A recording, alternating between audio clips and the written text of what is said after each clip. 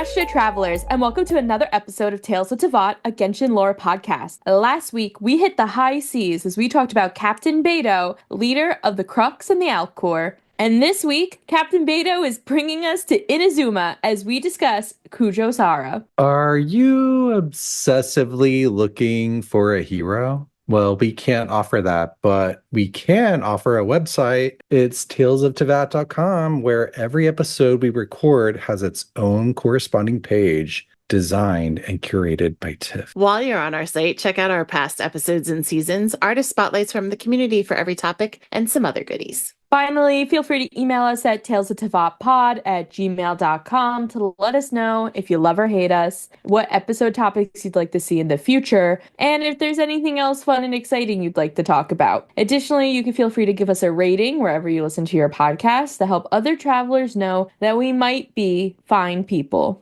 Maybe. No promises. No promises. Please feel free to visit our Ko-fi shop or our Ko-fi page where you can check out some of our new merch and or buy us / Tiff a cup of coffee and buy Brandon and I a can of ye old Diet Pepsi if you have a chance. Give us that Pepsi. But I do think someone else is an angel share tonight. Yeah, this hearing something. Oh, shoot. Am I late, guys? Hey, it's me. Beefy! Hey, good to see all you guys again. Beef day. All right, let me, shoot, do you have any, shorter bar stools? I don't think there's anything really, like, Haley churl sized in here. I'm gonna go find Charles and see if we could get you a shorter stool. But why don't you tell everyone what you're doing here? All right, let me just hop up on the counter for now. Okay. Anyway, what's up, motherfuckers? It's your girl Beefy from the Shade Chamber, a Genshin podcast, where I and my fellow Hilly Churls discuss Genshin Impact, its evolution as a live service game and ongoing piece of media from the perspective of game industry veterans, entertainment industry insiders, and fans. As our Illuminati listeners know, we take our season break until the end of the AQ, which gives you guys time to check out our backlog and me time to team up with the fine folks here at Tales of Teyvat. Thanks for having me back at Angel Share. I'm just glad they let me in after last time, honestly. Don't worry. I think Charles sees you as a valued customer. And here is our stool. So we asked Beefy if she could come down and join us today because Beefy is an expert in Kujou Sara, in my opinion.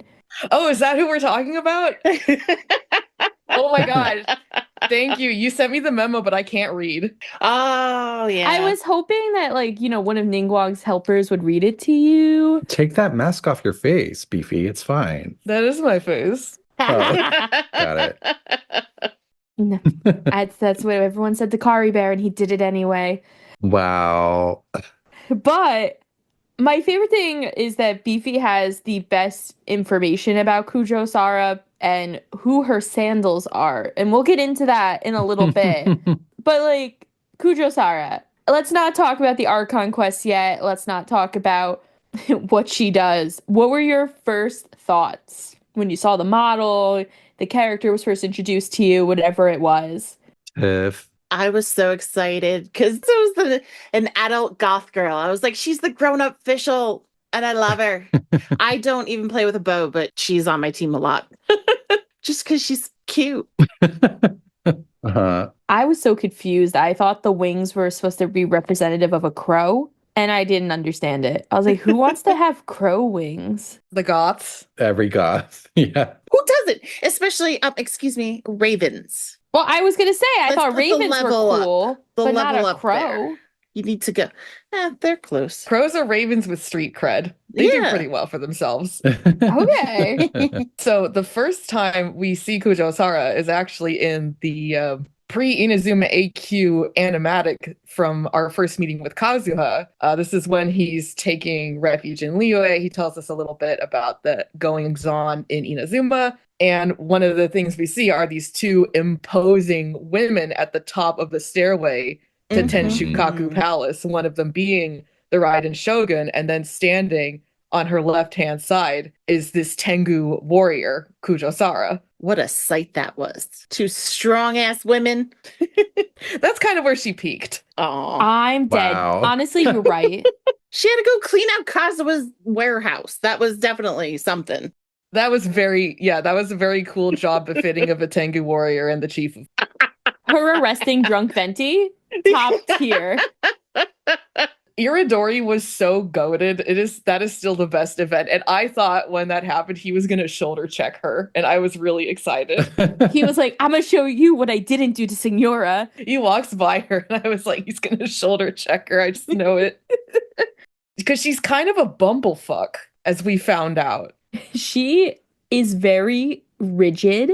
She's very stuck in her ways. And I think the idea of change scares the shit out of her. Oh, yeah. But I will say, I find her to be one of the most beautiful characters in the game. She looks amazing. Yeah, visually beautiful. Like, I was a late Genshin newcomer. I started playing right before Inazuma came out. And I think hers was one of the first designs that were like, I liked it from the very beginning. I was like, I really like how they reinvented the Tengu aesthetic. It has a lot of motifs from both the folklore and also kind of as a regime officer. She has like such an imposing vibe. Yeah. So you mentioned like the Tengu. I don't know much about the Tengu outside of Genshin.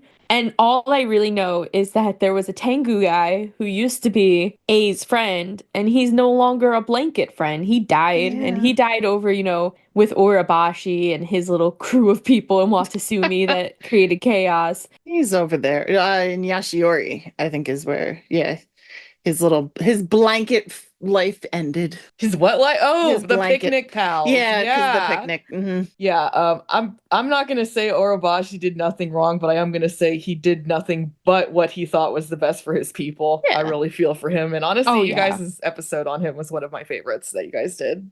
Oh, But, stop the like, flattery. We'll buy I you feel like more wine. you did Snake Dad some real justice. He just does himself justice, as you know, like. Yeah. But what are like Tengu? Like, I know they're like a real life folklore, right?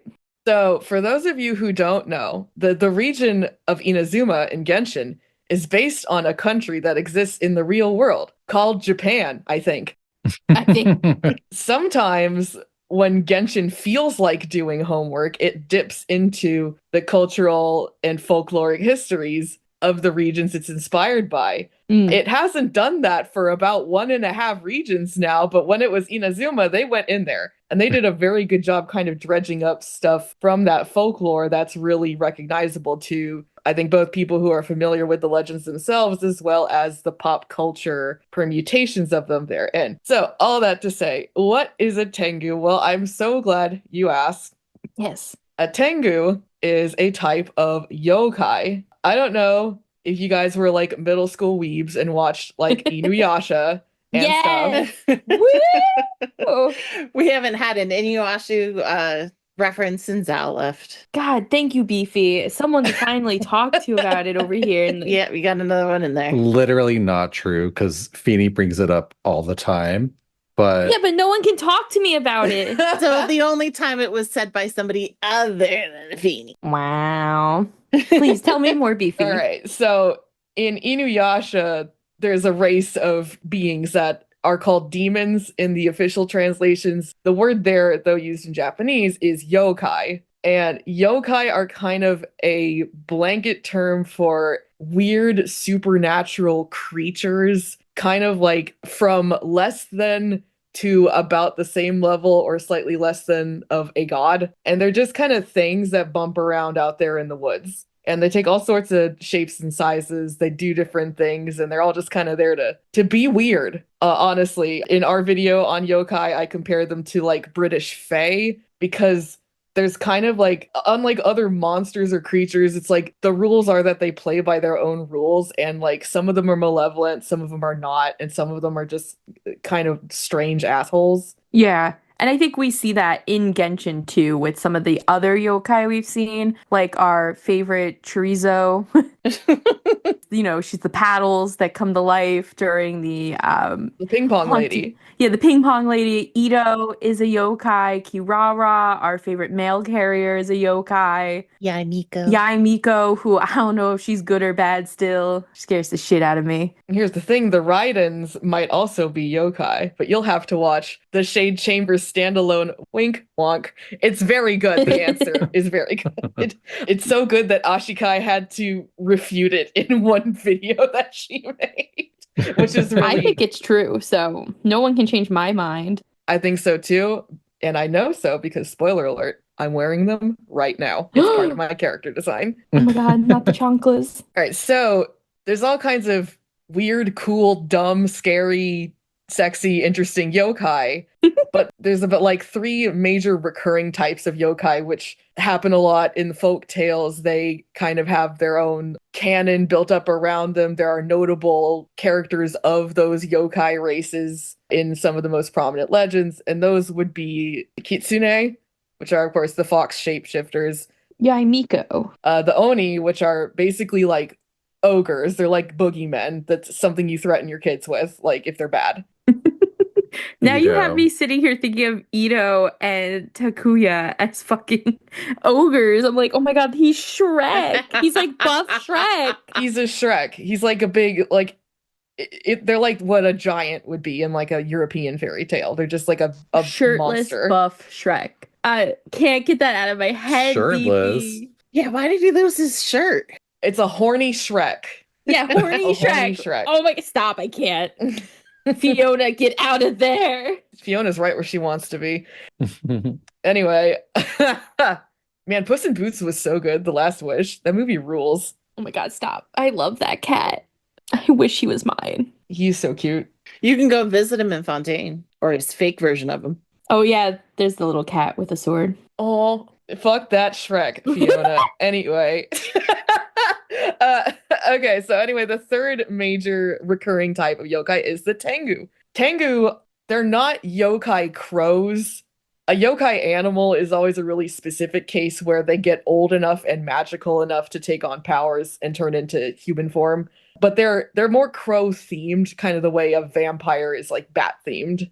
And Okay. so they are these crow-like, almost like goblins who basically roam around the mountain forests and just cause a lot of trouble. They're always male because in a major way they take after kind of the ascetic clergy of Buddhist monks, almost as like a mockery of them. They dress up in these really distinct mountain hermit robes, and that's where you see like the one-tooth tall shoes, the Tengu Geta, are actually like what those priests would wear in the mountains, because apparently instead of having like 2 short teeth, if you have 1 long tooth on the bottom of your sandal, it's easier to run up and down steep mountains like there are in Japan. I don't believe it. I don't either. I think we might have to test it. That seems like it's a lot of balance to walk on that. And in the so in this monk outfit, you also always see like these big pom-poms that kind of, they almost decorate like suspenders on their outfits. And I think Sara has like some of those like dangling off her attire somewhere. Mhm. They wear these little oblong black hats like right on their forehead. So a lot of what they do is basically dress up as monks to kind of troll monks.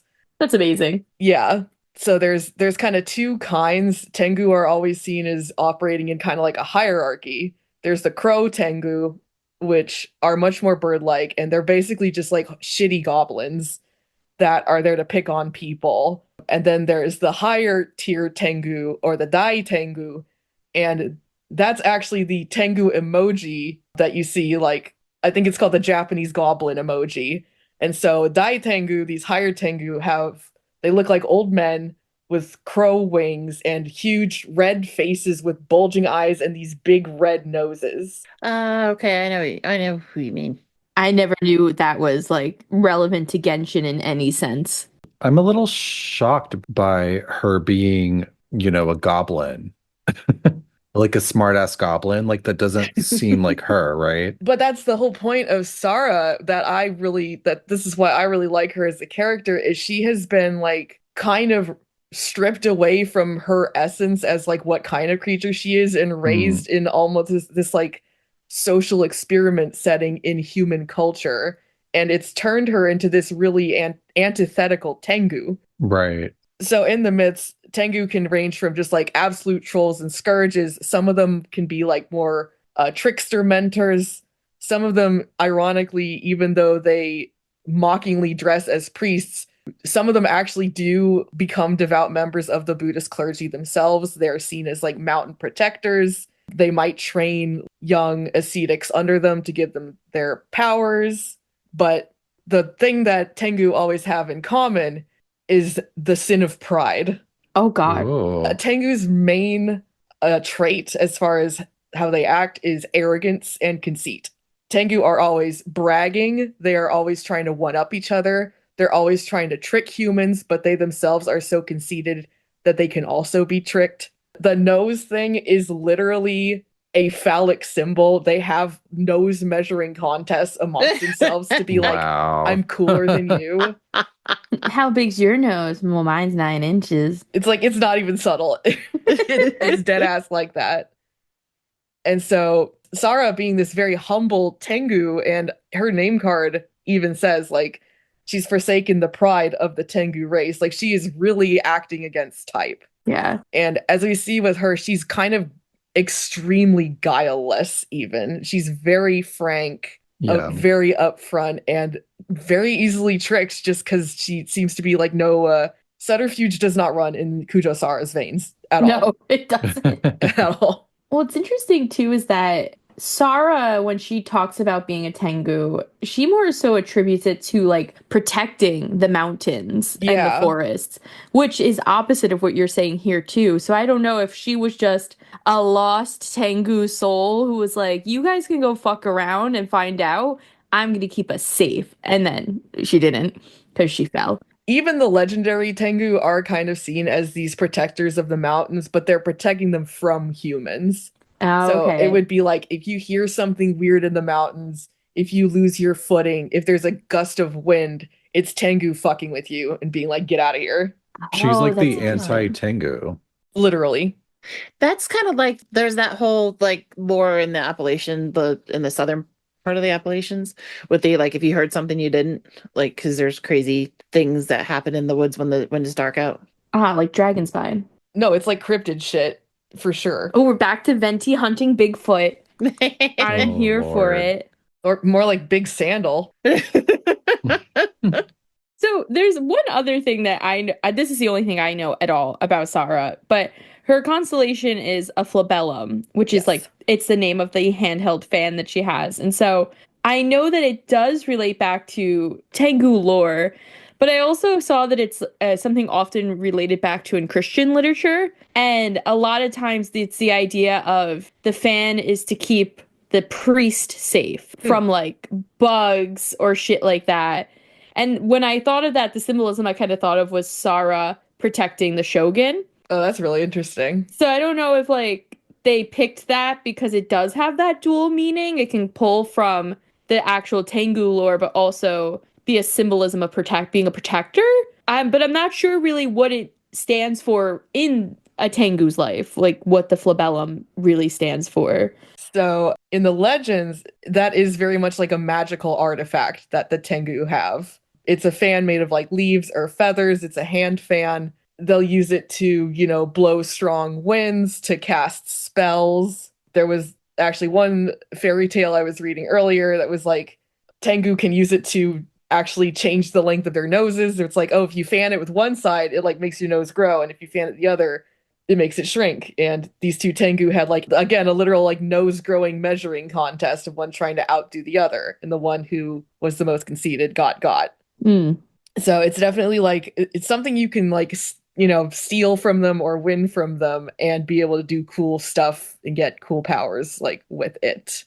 Are the feathers made? I don't know if you know this. This might be a little. I might be getting too detailed, but are the feathers from the Tengu feathers, like from their wings? I think usually they're leaves, actually. Oh, okay. That's interesting.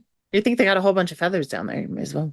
Oh yeah, maybe it's seen as like doing something with your like cut hair or toenail clippings. It's like kind of gross. Oh yeah. Although I say that, but I think Sara's own hand fan is made of like crow feathers. So yeah, it looks like it. And it's so funny because Kirara, like she really wants to talk to Sara, but she's like scared shitless of her.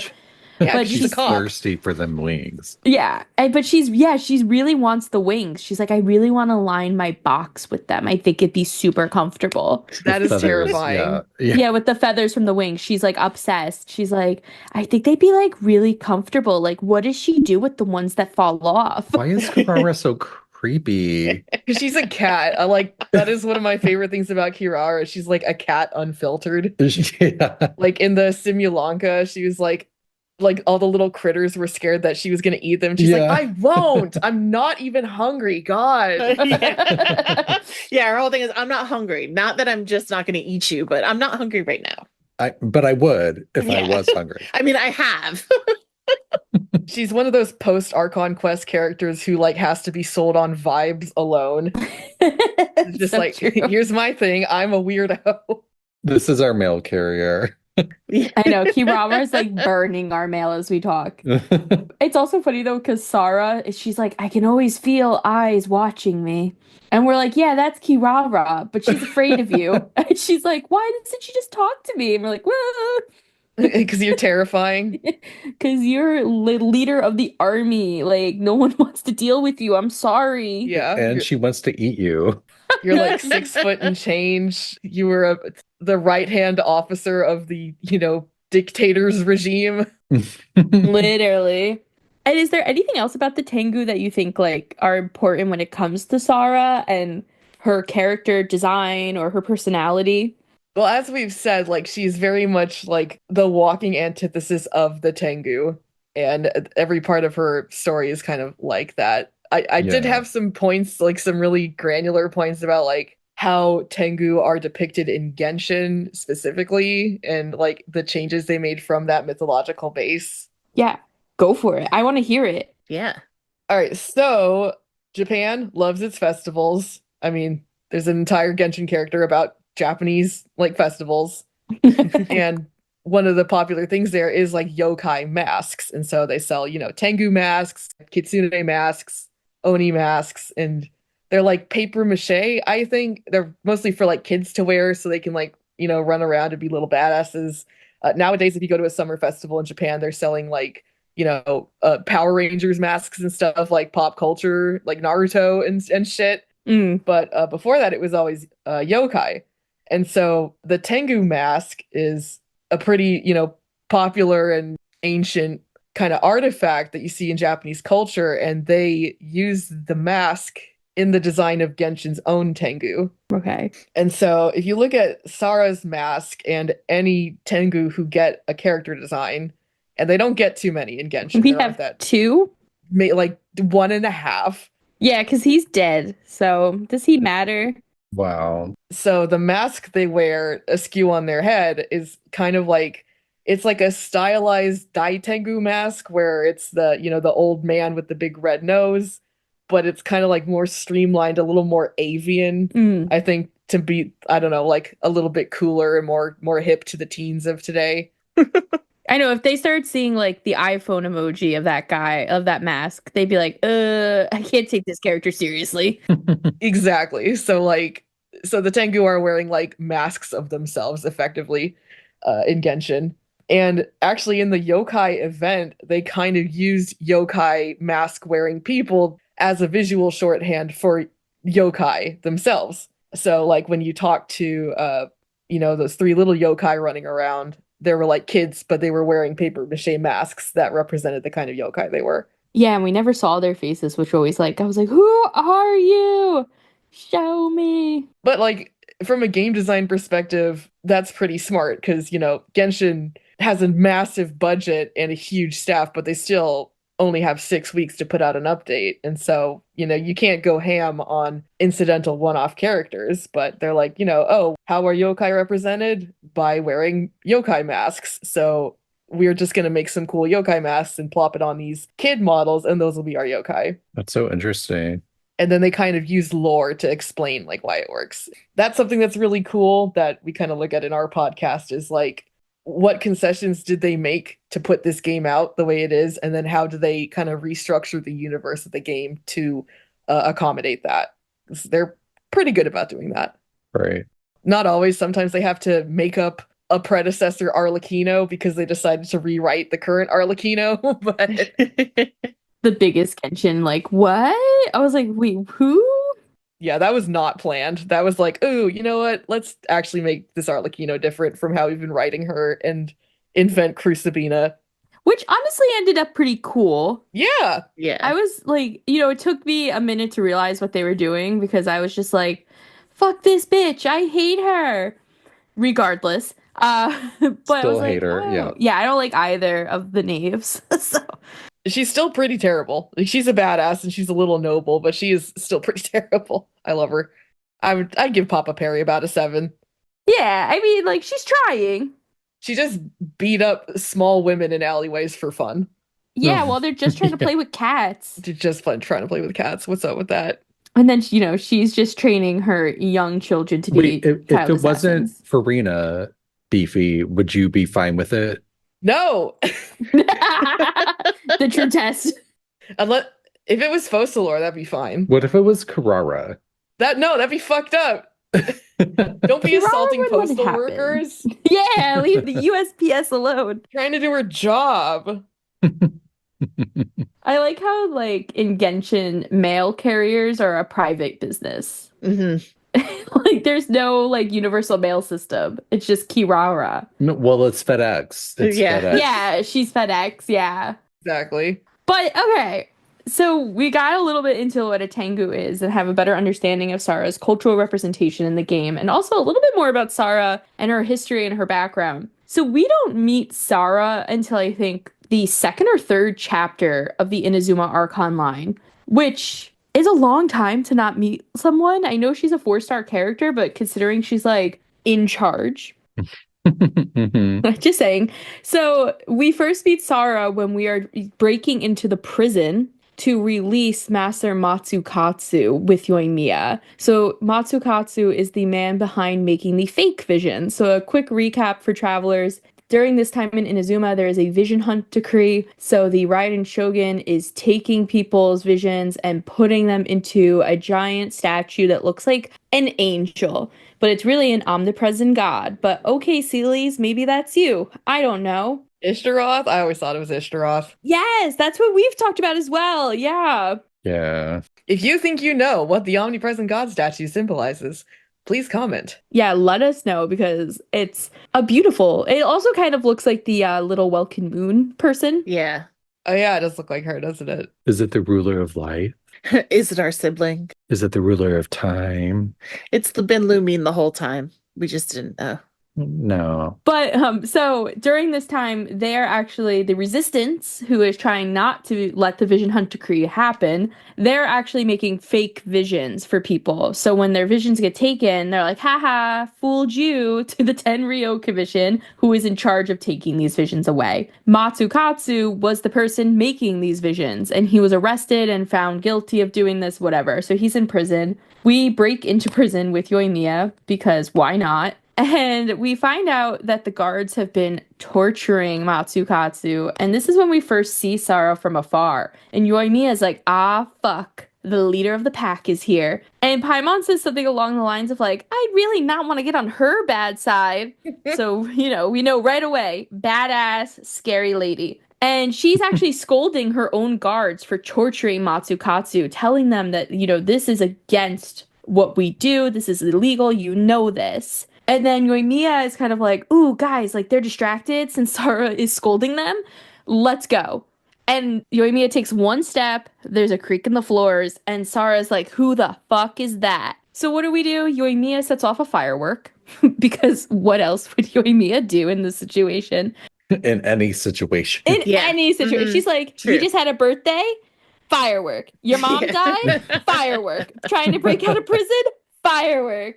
So we go in to try to rescue Matsukatsu, and Sara is there, and she says something along the lines of like, go before I change my mind. He needs medical help. And Sara lets us take him out of prison so that he can get medical attention for the torturing he endured by the hands of her own guards. Which I think is like a fun juxtaposition with Paimon being like, man, she's a scary bitch, but she's letting us go. She's like, I'm a warden with morals. Mhm.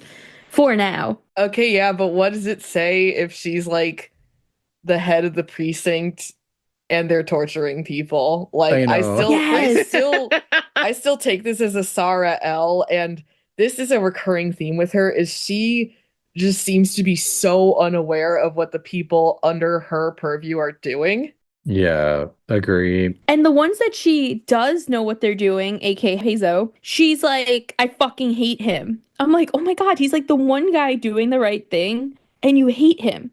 She's like, I'm calm gonna down. actually showboat and like make sure he gets humiliated. Literally. Punching down. Like Sara takes so many L's in her life that she kind of has to have like a kicking boy. Yeah. Mm. And he's like, it's fine. He's like, you can't get rid of me. I'm too good at my job. So It's continue. fine. You're just big mad. Yeah, he just kind of smirks. He kind of like laughs it off. He's like, I see what's going on here. I forget Heizo exists until you guys talk about him, so I appreciate that. Thank you for reminding me. Do you know the whole story of like Kujou Sara almost killing him in like this like fight club at the precinct? No. I'm surprised he didn't just like lay her out. So, very long story short is that they were doing a fight club and there was like a, like almost a martial arts competition with tiers and everything. And Heizo had won without using his vision, just like fisting it up. Oh, yeah. He's Wow. fisting. Yeah, the cops are just having a fisting contest. It's tiered by how many fingers you can. Notice how quick Tiff laughed at that. So Inazumans, this is where your tax money is going, is to the cops and their fisting contests. Mhm. If you ever wonder why this country is falling apart, It's the fists. it's the fisting. But so fisting aside, Heizo has won the competition. They're literally about to hand him his like little trophy, which he also like surprised people. They were really shocked that he got that far because he looked so scrawny. And then Sara, who already had an issue with him, was like, absolutely not. She steps in. She's like, I'm changing the rules. What a Yeah. bitch! Yeah. Oh my god, she sucks so much. I love her, by the way. She's like, I'm changing the rules. Whoever touches who first, whether with hand or weapon, wins. And she takes her bow and she shoots it at Heizo, and he did not move. He was able to catch it, but if he hadn't caught it, it would have pierced his heart. Dude, she sucks. Catches her arrow. With like an inch to spare, right? Like something crazy like that. We tried to give her benefit of the doubt in our Heizo episode about this, where we were like, maybe she thought he was gonna move. No, she was just testing it. She knew he was that good. So she was like, this ain't going to kill him. But if it does, he sucked anyway. I think we're all in agreement that she's kind of an asshole. Yeah. I'm okay with it. So Inazuma is such a shithole. I know, this is what's going on in the prisons. Like, the wardens are just off on the side. It's my second favorite region, but I would never fucking live there. Is Leeway your favorite? Ew! No, Sumeru. Sumeru. Oh, Sumeru, yeah. okay. Yeah, Mansa and Sumeru are mine. Like, that was such a fun thing in the Inazuma AQ, is just seeing, like, the level of corruption and bullshit that permeates, like, kind of every aspect of their society. Yeah. And even when you get the showdown with A, like, it still takes a while for those things to for change to roll back out. Like, it's not until her second character quest, which is like 6 months after the AQ, that she even like repeals the Sakoku decree. Like, until then, they're taking every gringo that comes into Inazuma and throwing them on Gringo Island, where they're just stuck and they have to pay like bullshit taxes and they have no representation. Yes, we saw that with Jinyan when she came over, where she was supposed to be part of that music festival that Marco Meatball's character was running. But it didn't happen because they got stuck at sea. And we end up like enlisting Sara to help us get Jinyan like a visa. Yeah, and Shinyan's like, I got it. I lie to cops all the time, and this one looks really dumb. And she nails it. And she's like, I didn't expect to get a big brother in this event. I love that event so much. It's a tearjerker too at the end. It's good. That event has everything. It's fun. It's got an amazingly weird roster of characters like Child and Shinyan. Like, what the fuck? This is post Liyue AQ, so like the first time we see Child, it's like, hello, my terrorist boyfriend. How are you doing? I'm like, hello, how are you doing? Are you trying to kill me again? Because I'm kind of into it. And then you get like sweet Hades gameplay and amazing lore and a little puppet buddy, the Paper Man. The anti-child rhetoric just writes itself. Never anti-child. If I'm anti-child, I'm dead. But like all of my favorite characters, I will shit on him incessantly. Now, I want to take a pause. So we just talked a little bit about our introduction to Sara. I'd actually like to take us back a little further because I think it'll help us understand Sara in the upcoming parts of the Archon we're going to cover and talk a little bit about her childhood and her family life. Yes. Otherwise, the next parts won't make sense. So why is this Tengu so un-Tengu? Well, it's because she had the worst dad ever. Well, even before that, she was most likely an orphan. Yeah. Or just Orphan like a alert. mental orphan. She didn't even No, have she a was name. She was an orphan. Just a little baby chick running around out there. And she got hurt. She was like protecting the mountains, and something happened where her wing got injured. Yes. She was not able to fly, and she was either yeeted off a mountainside or fell off the mountainside. Yeah, maybe they didn't even have to bother to throw her. She just tripped. I mean, in those sandals, I would. Yeah, she wasn't good at the sandals yet. It is a good point. It's really affecting when you go back through Sara's backstory. I think like it's one a lot of people sleep on as being just unbearably tragic when you consider like how much of the things that define her as a character were so bad for her or were obliterated and undermined by what we know about the setting. Right. And like they don't seem to want to write her, but I am looking forward to her struggles with that because she's got a lot of baggage to like that she doesn't even know she has to unpack.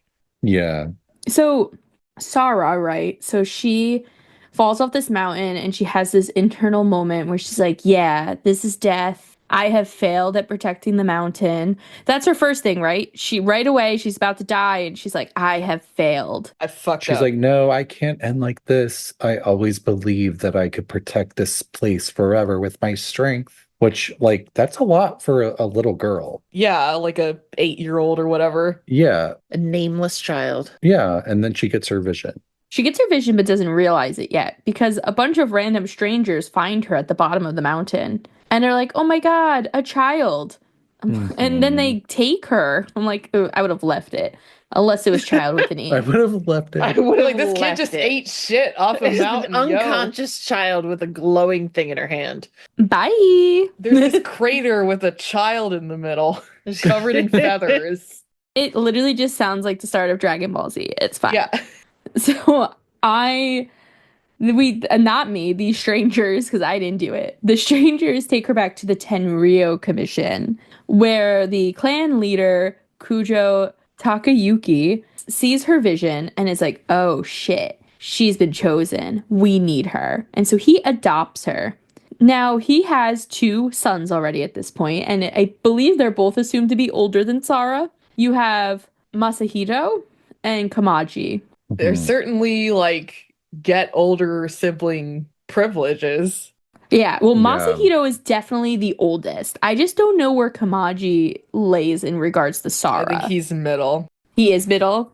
I love him. I actually really like Kamaji, but I would kill for like just kind of a look into their dynamics as a family, especially like after Takayuki is removed from the scene. yes, me too. It must be weird for like your dad to bring home a baby cryptid one day and be like, I found this Mothman and I'm going to raise it as a child soldier and she's your sister now. Do not play with her. Do not engage with her in any way. Be fine with She's it. a tool of the clan. Like, what the fuck?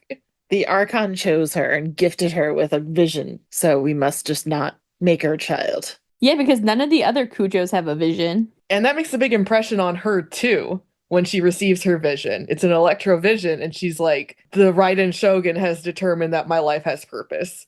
And Yeah. I will see these things through and grow strong to honor her. Yeah.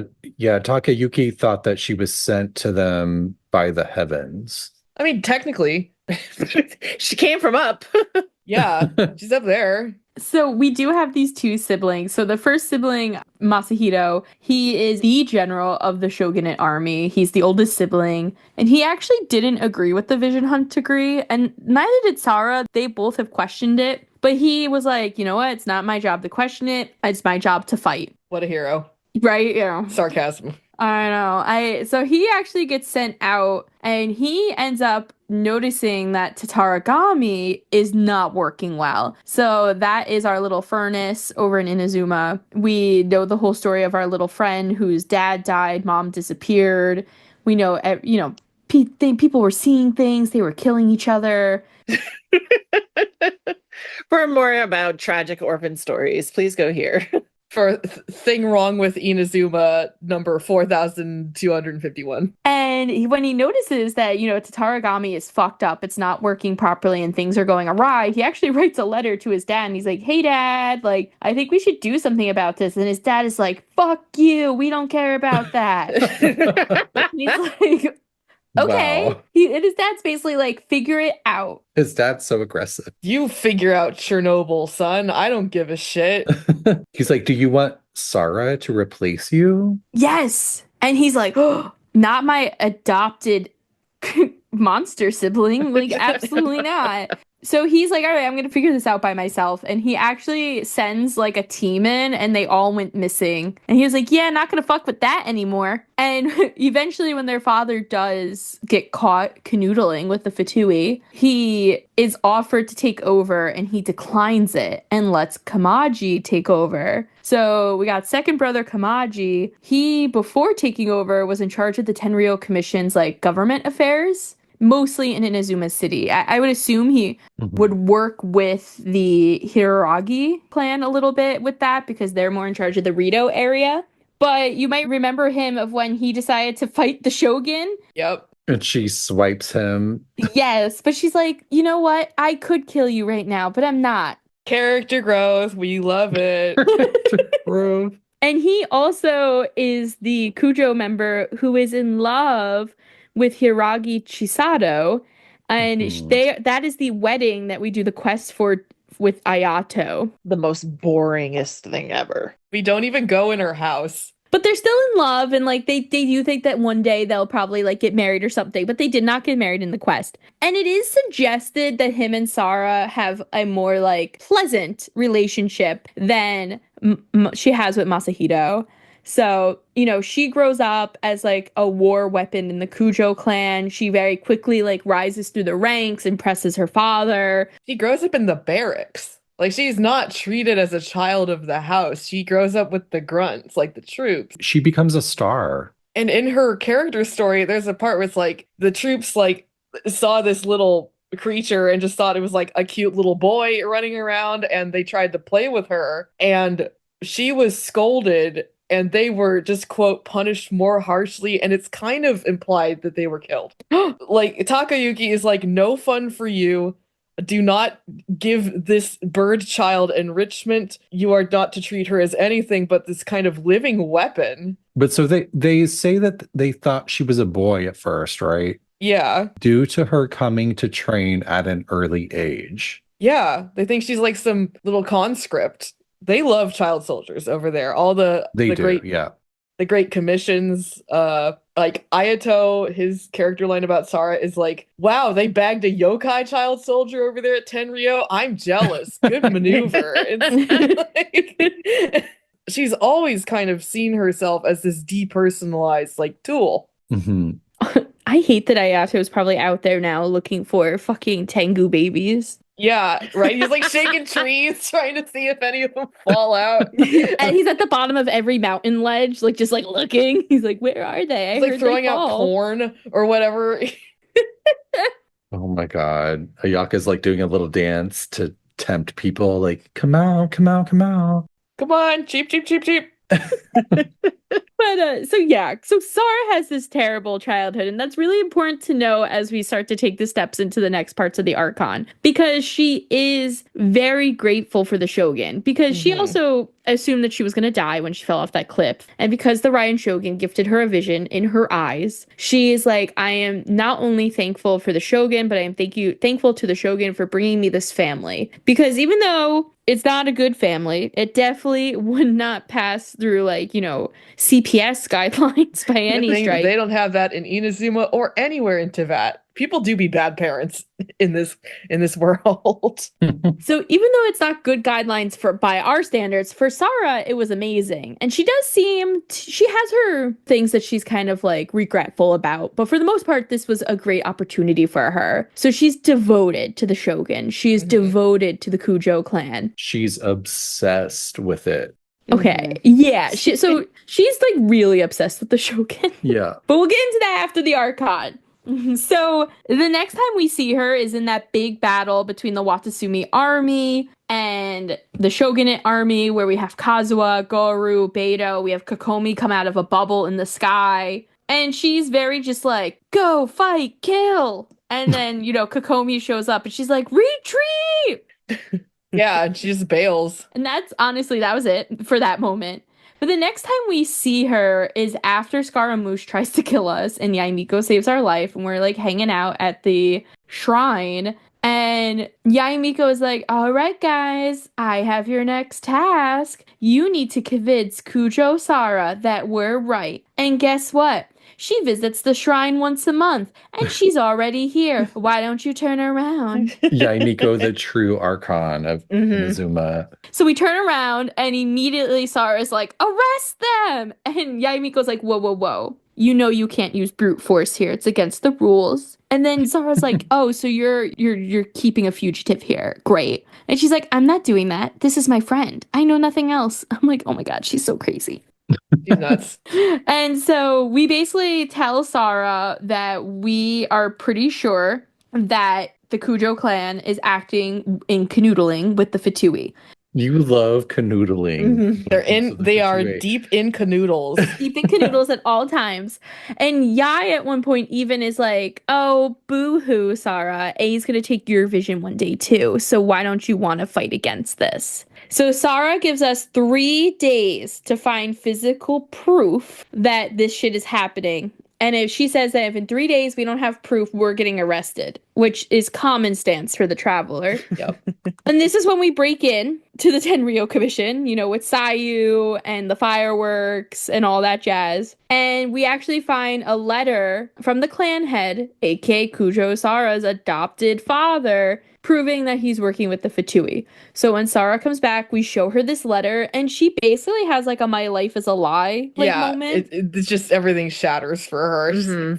Yeah. Because one of the things with Sara's personality is that she's very rigid in the rules. And so now she's finding out that the main person who is supposed to be pushing out those rules is lying and not doing it, and is going around the Shogun's back. So the person who saved her life, her father is going around that person's back, and she is pissed. It's not the moral content of those rules. It's the fact that he is outmaneuvering them. That's also true. I feel like she's kind of like, damn. I can excuse rules that lead to bad things to people, but I can't excuse cheating. And so she runs out and she's like, all right, I'm going to go, you know, talk to my father about this tomfoolery. And we follow after her and she confronts her father and he's like, yup, I did this. Ha ha ha ha ha. And I'm in charge and no one's ever going to believe you. And we're already like deep seated in this. So we have a pretty solid ground and you're never going to get this taken away. And Sara's like, you'll fucking find out soon, as she runs out again and runs over to talk to the Shogun to be like, your people are going around your back. My daddy was mean. My daddy's a backstabber. Like, that part was so sick though, because like as you run after her, you are surrounded by the sprawled bodies of other Tenryou guards. Yeah. Who like, you know, apparently tried to stop her from storming Tenshukaku in the middle of what we find out is the Shogun's like diplomatic meeting with Signora. And she just like full on hulks out. Yeah. Again, I still call that an L for her because we don't see her do anything cool on screen. No, not at all. And it's so funny because Signora, when we burst in, is like, no one has manners in this nation. What the fuck is wrong with you people, you fucking hicks? She's like, have you guys ever heard of a lock? Like, it's real, I swear. Wow. By the time we get there, Signora has knocked Sara on her ass. She has clocked her. Right. And she's knocked out in the corner. And this is then what leads to us fighting Signora. And then Signora being turned into dust. As she should for what she did to Venti. Ash. No, to dust. I was gonna say, did she just get vampire? She did absolutely nothing wrong in her whole life. Nothing wrong in her whole life. Yeah. She touched Venti. She held a vagrant god responsible and kicked him in the dick for letting his country get overrun by monsters and slavers. I think it's fine. No. She was brokenhearted. The gods need to get, like, kicked around a little bit. Go kick Zhongli around. Instead, she was just like, yeah, here's a contract. Yeah, well, she didn't have beef with Zhongli. Not yet. I wonder if Zhongli knows that she's dead. He never talks about that. He probably does. I'm convinced he does know because remember, like, how he knows that Nouvelette is the Hydro Dragon restored. That's why he dips. Yeah, he's like avoiding him. It's like, oh no, a cooler grandpa dragon has entered the area. Yeah. I I'm must gone. Mhm. But so that's the last time that we really see Sara in the Archon line. Now, that we do eventually see her doing some negotiations with Kokomi. Mm-hmm. Oh man, that was so embarrassing for her. Yes, so during these negotiations, we find out that there are still shogunate members that are working with the Fatui. Wait, you mean the Millilith? Not Yes, the Millilith. That would be no. the Inazuman Millilith. Yes, the Inazuman Millilith. The Inazuman core of 30. And It's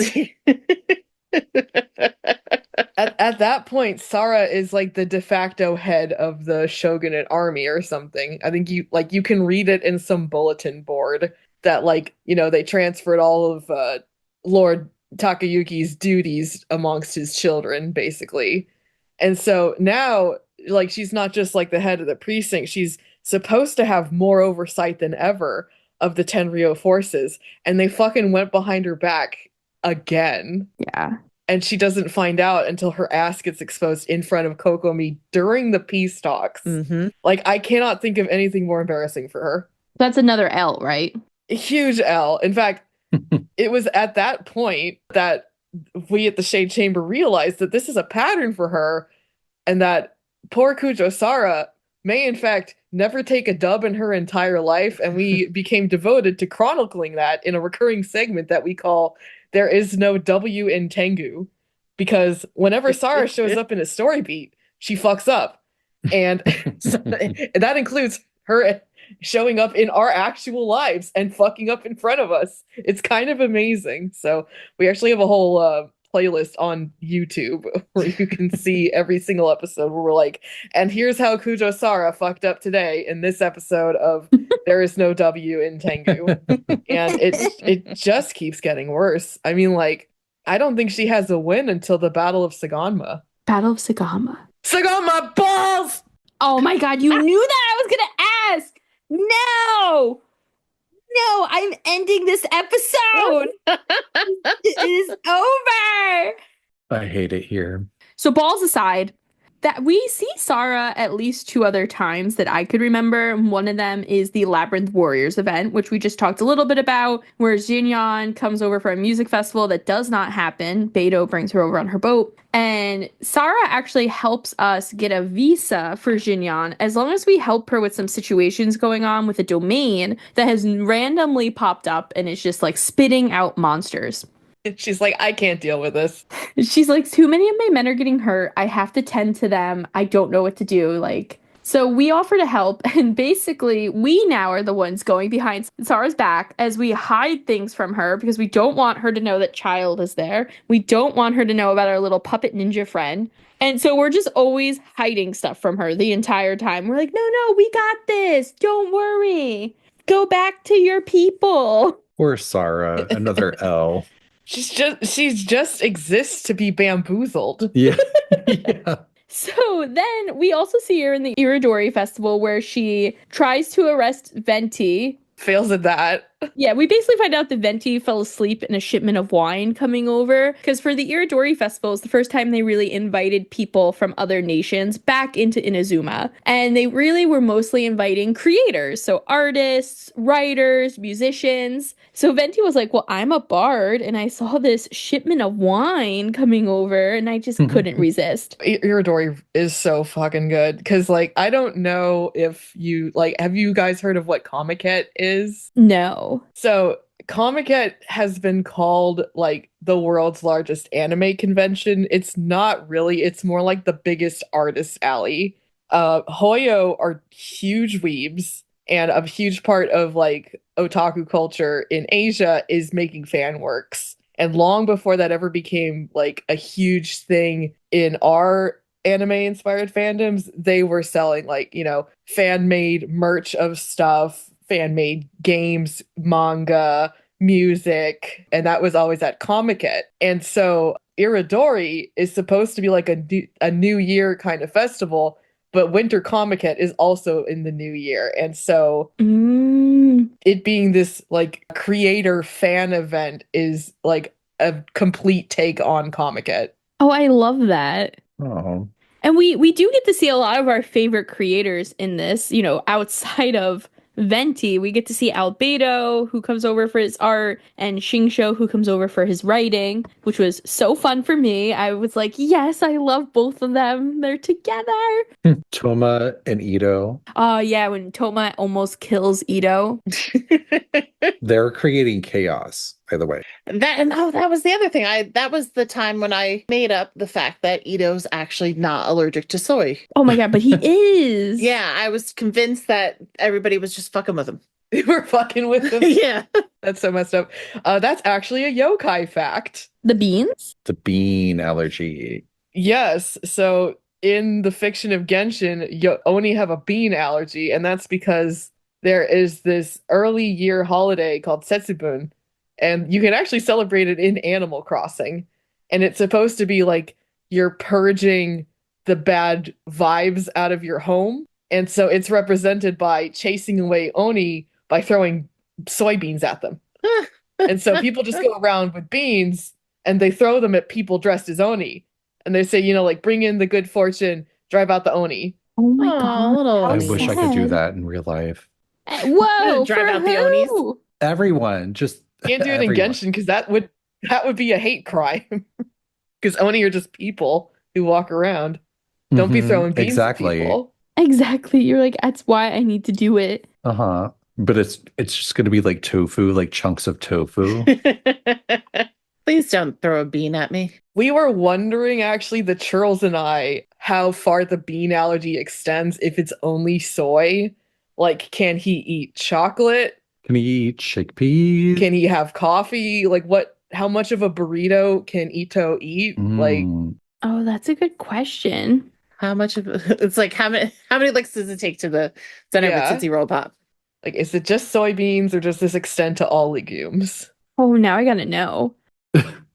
She's literally Googling right now. No, I'm not. Stop. Anyway, so Yeah, she is. the night. So the other thing that happens during the Iridori Festival that actually relates back to Sara as well is that Sara has hired Sayu to stand online and buy her Raiden Shogun merch. Child soldier. And I find that this was the first time for me that I really saw that she was like obsessed with the Shogun. Cause at first I was like, well, the Shogun's her boss. Like, I get it.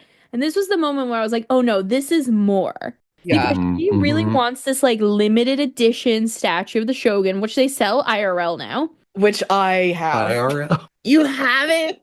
Yeah. Did you put a spatula on it? She actually holds my tablet pen and sometimes my vape. Oh my god. I love it. It's amazing. Sara needed that Funko Pop, and also that's such an aspect of like being a fucking otaku is like getting a proxy to buy you stuff and paying them. She has like 5 of them, right? Not this kind. Yeah, she's like, I have 5 that I polish every day.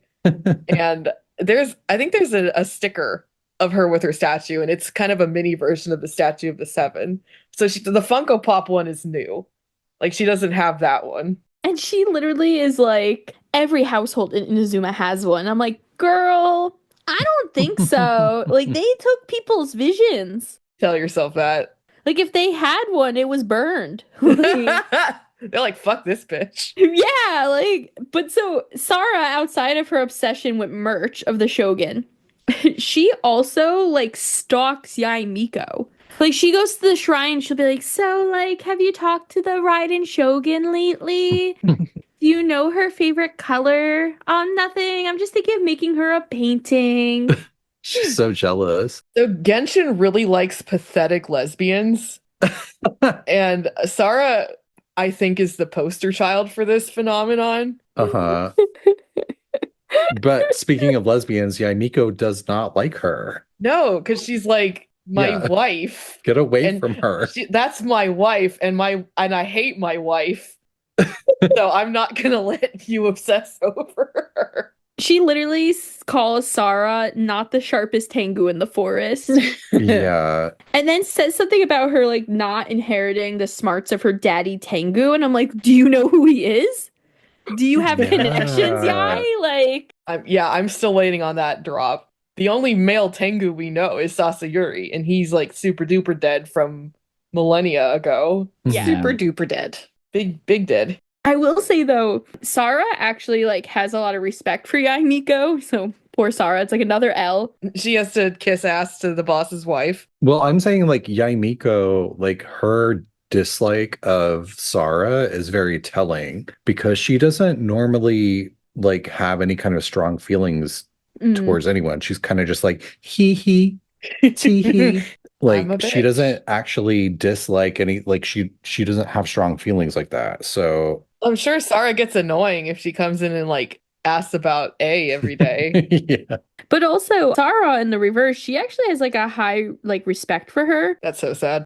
Another L. But she says something along the lines basically of like, but if Yae Miko goes against the Shogun, like I'll be the first to be coming after her. And then I'll be her wife. Mm-hmm. That I don't know, it's just an interesting dynamic because I don't know if maybe Sara doesn't realize that they're in love. Like I don't really know what's going on there. I mean, who would? These bitches need therapy.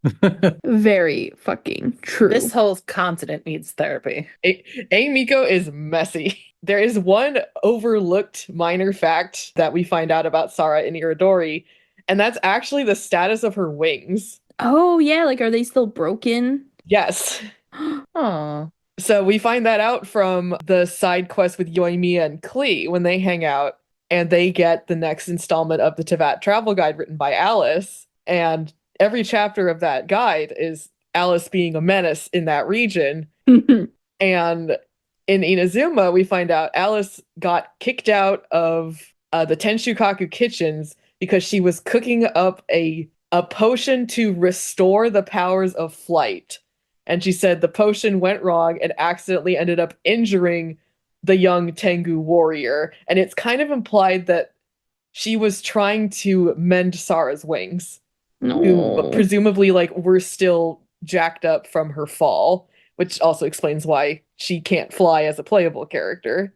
Beefy, are you secretly a lore nerd? Yes. Why the fuck do you think we did the podcast? I did it until like I got bored of them not paying anything off, so I know a fair bit from like Inazuma, and that's it. Uh-huh. But anyway, I think like Inazuma to me just has like the perfect turnover rate of you learn a thing and it becomes relevant. Yeah. That they kind of start to sprawl out a little more after that. And I'm like, all right, come on, this game is 5 years old. Like, start tying things in. Yeah, I feel like Inazuma's been a little forgotten lately. I've never forgotten. I've never forgotten. Love Inazuma. I feel like Inazuma has like the most rewarding lore, I'll say. They do a really good job of tying it into what you see, like Yeah. in the present. Like, oh, this part of the country is like this because of this family who did that, and it all goes back to like A's original core of friends. Yeah. You know, Mhm. like the crazy samurai who attack you on the road are all the wayward apprentices of this one samurai who is the son of the Oni who betrayed the shogun, who we find out went mad from the abyss because of the weapon mat about her. Like, that's cool. And I kind of wish, like, Narcissus and Croix did that really well. Yeah. I feel like that's when they managed to kind of bring that back again, that feeling of like, oh, we're gathering all these clues and they are going to be delivered on. Mm-hmm. Like, because I'll be frank, a lot of Genshin lore doesn't feel like they have the end point for it in mind. Mhm. And Yeah. I think in a lot of cases, they specifically don't have a plan for it because it leaves an open prompt for a quest writer to, if they need to, like fill out a world quest or an event, Mhm. to go and say, okay, what do we have, in our stores of lore that we can pull out and write a story about? How do you feel about the Natlan world quests that are sort of like tying together in the way that Narcissus and Croix did? I kind of think they blow. Really? Can't get into them. I think that might be because I feel like I'm doing all the wrong not quests. Like, I'm either doing really incidental stuff with Little One or I'm doing the tribal quests. Well, so I'm getting into it because Little One is like there's different world quests, but the Little One series is like the Narcissus and Croix of Natlan. Like, it's very much tied together. I gotta do them. I mean, I'm still mad about Kenichi's leg of the tribal quest. That's a whole Yeah. rant that we'll have going on in our podcast, but like, they should have let that lizard die. But to bring it back to Inazuma, Kujou Sara is like really well known across Inazuma. And I mean, I guess you'd have to be, right, in her position. And also as the little bird baby dropped off at the Tenryo Commission, I'm sure she's well known for many reasons. But just to go through a few of the relationships she has with people who are in Inazuma, I don't really think she knows anyone outside of Inazuma. The first person's Itto. And so as we know, Itto had his vision taken away by Sara during the vision hunt decree. And he made a big deal about it. And Sara says that he is the noisiest Oni that she has ever had to deal with.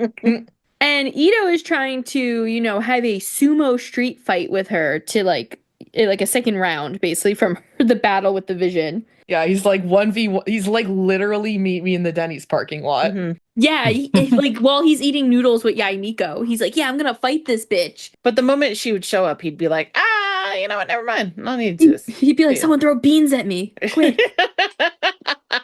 Get me out of it. He's a menace. But it also makes me wonder, she says that he's the noisiest Oni she's ever met. Are there other Onis besides Takuya? I'm dying for more yokai every single day of my life. I'm like, show us more of the yokai. Yeah, because we've only met Takuya during Itto's story quest. He's like the blue Oni. So I'm just curious. I'm like, are there other Onis out there, Sara? Let us know. Yeah, show us the Onis. Then you have Goru. So Goru definitely has respect for her, but he's like, I like her. Like, I wish she was on our side, but she's not. Mm-hmm. And she is not good. Meanwhile, Sara is kind of like, he's a loyal guy. I respect him. I wish he had been on our side. But also, she says that he is a fifth-born son. Oh yeah, that's what his name means. Is it? Yeah, go means 5. So, like, where are these siblings? So my headcanon is that Goro is the first human-shaped son of his family of dogs. Oh my god, stop. And his family is just a bunch of random dogs living in Wadatsumi. They're all very proud of him. And that's why he can speak to dogs. Exactly. He's bilingual. It's kind of the equivalent of like, he's the first one to go to college, so they're all really proud of him. Oh my god, I am developing a Toma Goro ship. Or he has to meet the family. No. He has to meet his family. Toma loves dogs. He does, and he can also talk to the dogs for the most part. Yeah. No. Tiff is disgusted. I am. Completely. I'm not here for it at all. That's got to be one of like my favorite little things in Genshin is how like people of an animal species will talk to others in that species like it's no big deal. Like Fiona complains about the other cats that live in the cat cafe, but she talks about them like they're her coworkers. She's like, this guy is so fucking lazy. He just lays around and doesn't do shit all day. I'm busting my ass. And everyone's like, oh, he's so cute. No, it's so good. That's so funny. We've never seen Tignari like talk to the foxes. Oh my god, now I know what I want to see. Not even during the Inner Darshan? No, it's just Kaveh. Ah. Kaveh making best friends out in the desert. He did. Kaveh living his Disney princess life out there. Literally. While Tignari's dying of heat stroke. And Sino's like, I told you not to do this. He's like, my husband, why? They don't listen to each other. you know they don't. They're just bickering. So then you have Kazuha. So Kazuha mentions in his voice line that, Sara was there when Tomo got defeated and that he does respect her power and strength. Well, she's the one who battled on the Shogun's behalf, right? The Shogun only carries out the end of the match. Mm-hmm. So basically she's the one who decided that Tomo would be dying. And in that animatic, when we first see her with the Shogun, she's actually carrying a sword. So we know she's also a swordsman. Another dual wielder. Another L, because I would love to see her beat up Tomo.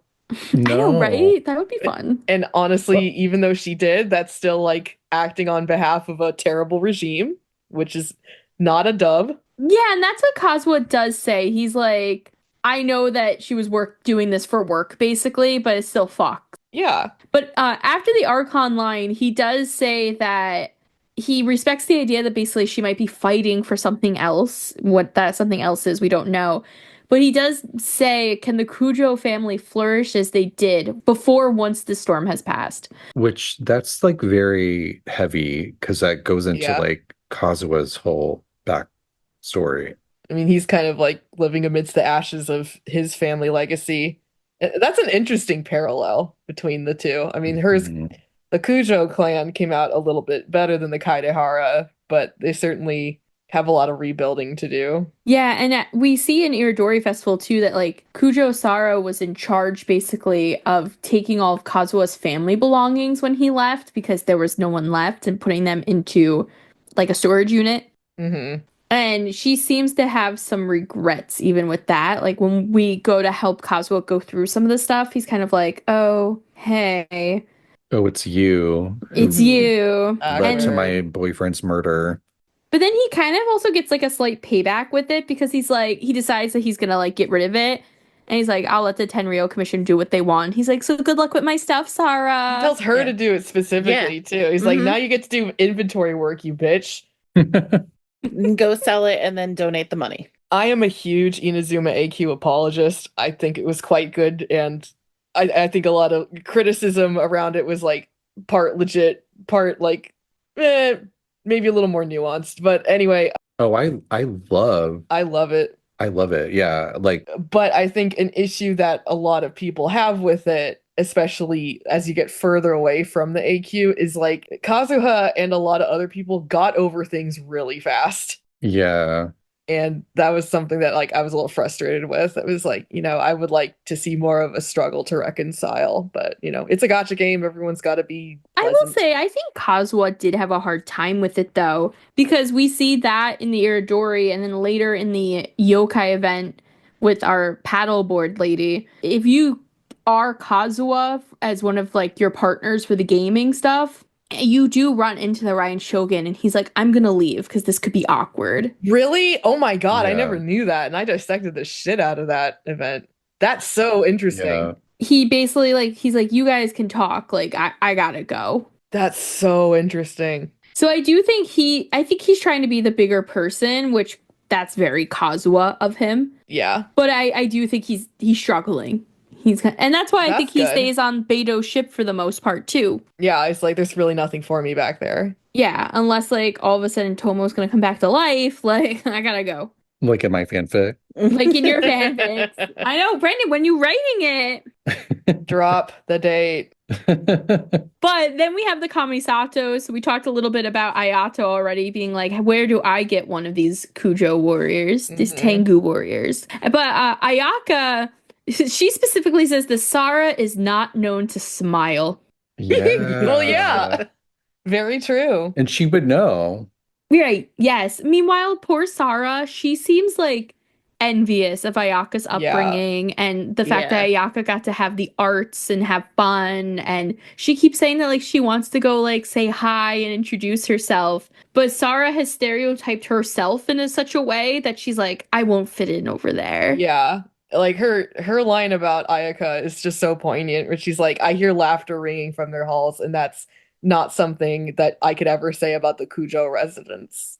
That's so sad. Mhm. I want them to be friends. I know. She deserves some friends. Ayato doesn't care. He'd be like, do you want to join my child slaves? I know you're an adult Exactly. now. You could train the child slaves. You've been one. You know what to do. Mhm. It takes one to know one. So another interesting person is actually Kuki. Kuki and Sara were friends prior to the Vision Hunt decree and everything. Prior to her joining the Arachaki gang. Yes, and Sara is kind of disappointed in her for joining the gang. She's like, she's so talented. Why is she there? Which is funny because you could say the same thing about Sara. Pretty much. Also, the way they met is like Sara hired her under the table to be her Funko Pop polisher. Like she's like, I need someone who knows how to take care of my figurines, and like didn't tell her ahead of time who the client was. So like Shinobu is waiting to meet like the new client. It turns out it's like the head of the Tenryo commission, and she's like, what the fuck? What? What? Okay. Oh, you're secretly like a weirdo with this hobby. Okay. That's very kooky, right? Like, Kookie's just like, all right, I guess. Yeah. Shinobu will like, she'll accept all sorts.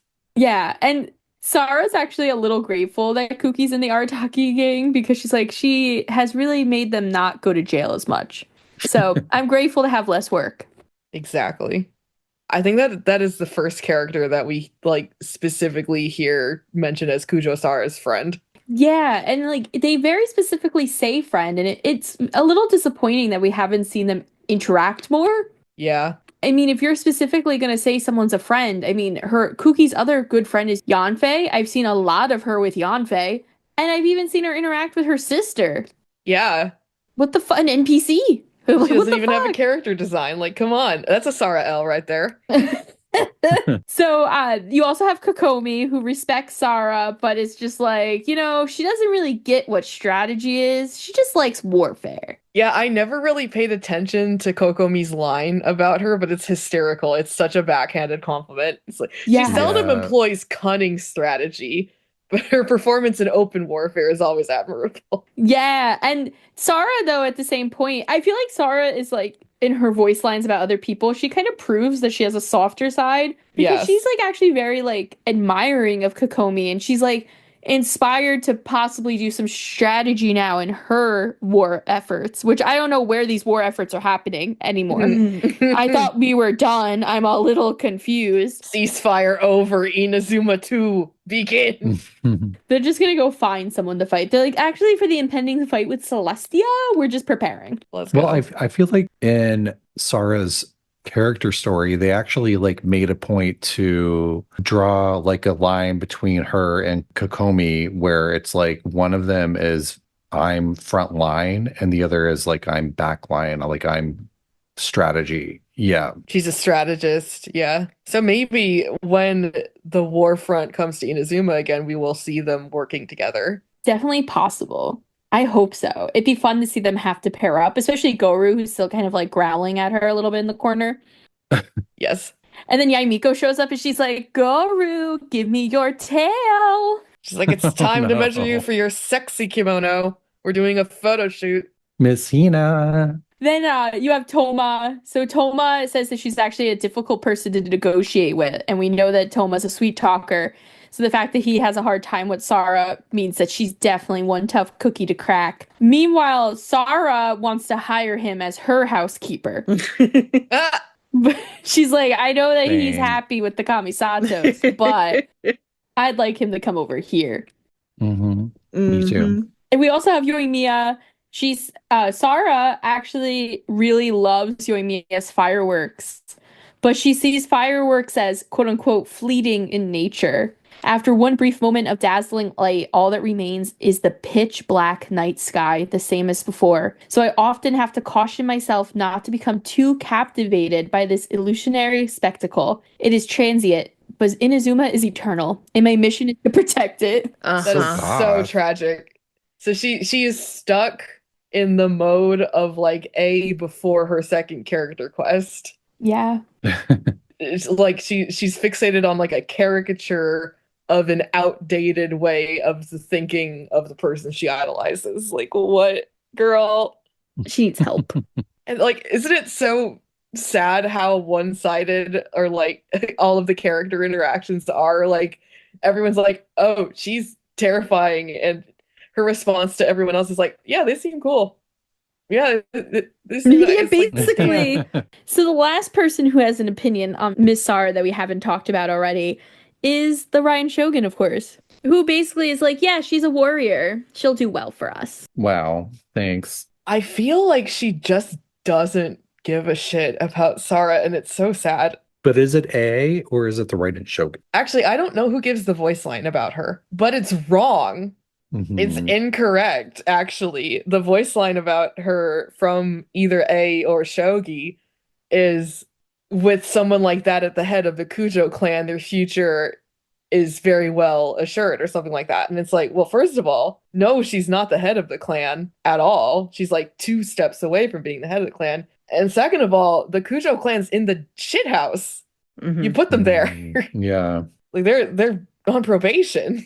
It makes you wonder too, like some of the voice lines, like, have they been updated for a post Inazuma Archon? Some of them have. Yeah, which is why I wonder who delivers it, because A's voice lines are only available after the AQ. You can divide what that character says between the Shogun and A depending on when those lines unlock. True, and I'm not really sure when the like voice lines about the different characters unlock. So it's a great question. Do you think that the Raiden Shogun as a playable character is the puppet or A? I think it's the puppet, but like A peeks out sometimes. All of her combat lines like are the puppet. Like Inazuma shines eternal, even though she doesn't really think that anymore. Mhm.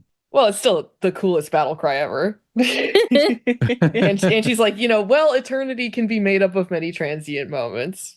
And then I feel so bad because like Sara even here just shows how much that she loves the Shogun in her voice lines. And even when the Vision Hunt decree is like taken down and she has like a second voice line about the Raiden Shogun at that point. She says, this is not to say that the almighty Shogun has making a mistake. She has simply chosen to pursue eternity by a different route. She's so whipped. Because even at that point, A is like, I fucked up. Yeah. And Sarah's like, no, you didn't. You're good. You're good. No, you didn't, Queen. Keep going. When's the next figurine? Drop that Funko Pop. Let's go. And they never even interacted in the AQ. No, never. Well, not A. Yeah, you're right. She only interacted with the Shogun off screen. That's kind of sad. It's very sad. The only time I've interacted on screen was when A embarrassed her by catching her with the Funko Pop, and she was like, oh, you're into those things, huh? Okay. All right. Good for you.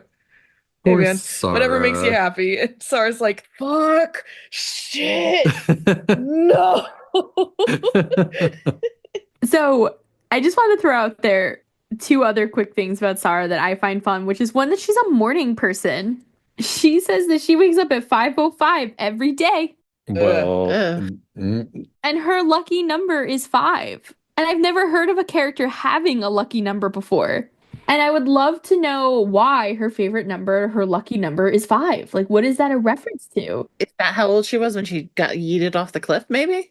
Well, I don't think that she would. Maybe she feels lucky, The worst right? day of my life. Yeah, she got her vision, so. the best day of her life. I mean, she hasn't gotten all that great for her. She's a child warrior.